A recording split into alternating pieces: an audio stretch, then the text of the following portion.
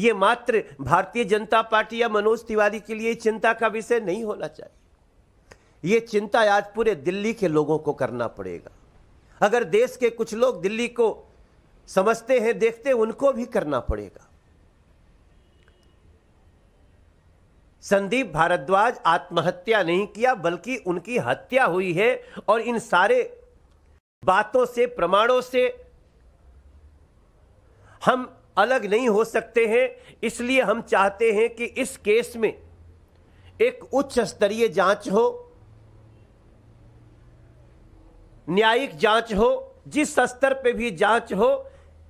संदीप भारद्वाज की हत्या के तह में जाना पड़ेगा, दिल्ली को जाना पड़ेगा। दिल्ली के लोगों को इसका जवाब मिलना चाहिए।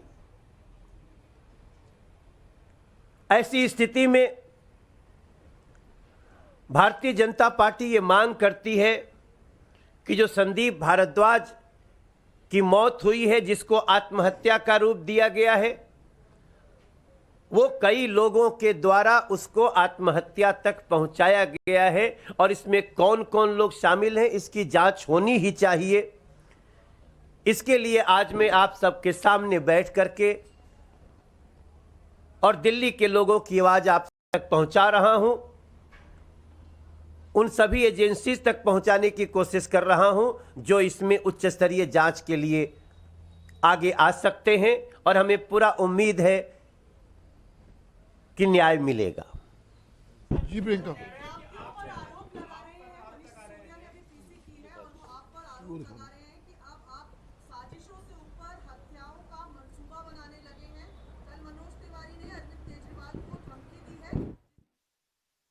भंवर, राज्य में चुनाव होने वाले हैं, लेकिन उससे पहले खुद कांग्रेस पार्टी में जो फूट है, बगावत है, वो साफ तौर पर नजर आ रही है। एक बार फिर से जो सियासी खटपट है गहलोत और पायलट के बीच सामने आ रही है।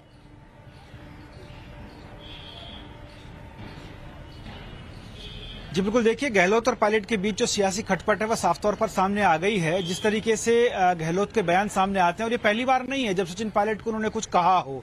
आप देखिए पहले भी सचिन पायलट को नाकारा, निकम्मा जैसे शब्द इस्तेमाल कर चुके हैं। उन्होंने ये तक कहा कि अंग्रेजी स्पीड बोल लेने से राजनीति नहीं हुआ करती है, मेरा करीब 40 साल से ऊपर का अनुभव है, ये तक वो कह चुके हैं। और अब तो उन्होंने हद ही कर दी है। उन्होंने साफ तौर पे कहा कि सचिन पायलट गद्दार हैं, 10-10 करोड़ रुपए में डील की गई, ये तक उन्होंने आरोप लगाए। और उन्होंने कहा कि मेरे पास सबूत हैं। तो इस तरह के बयान बार बार गहलोत की तरफ से देना, और सचिन पायलट का बिल्कुल सहज होकर के उस पर सिर्फ प्रतिक्रिया इतनी दे पाते हैं कि वो मेरे से सीनियर हैं, वो मेरी जितनी उम्र है उतनी उनकी राजनीति की उम्र है, उन्हें ऐसा नहीं कहना चाहिए। और अभी जो उन्होंने बयान की प्रतिक्रिया दी उसमें तो उन्होंने हंसते हुए साफ तौर पर इस बात को टाला है कि उन्हें इस तरह के शब्दों का इस्तेमाल नहीं करना चाहिए था। वो काफी वरिष्ठ हैं, वो पहले भी मुझे इस तरह की बातें कह चुके हैं। लेकिन देखिए इस पूरे सियासी क्रम में भाजपा ने अपना जो है लगे हाथ काम करना शुरू कर दिया है। राजेंद्र सिंह राठौड़ का ट्वीट आया, नेता प्रतिपक्ष राजेंद्र राठौड़ का ट्वीट आया, और सरकार को असंवैधानिक बता करके इस्तीफा देते हुए दोबारा चुनाव की मांग की है। तो ऐसे में यह कहा जा सकता है कि कहीं न कहीं जो आंतरिक कलह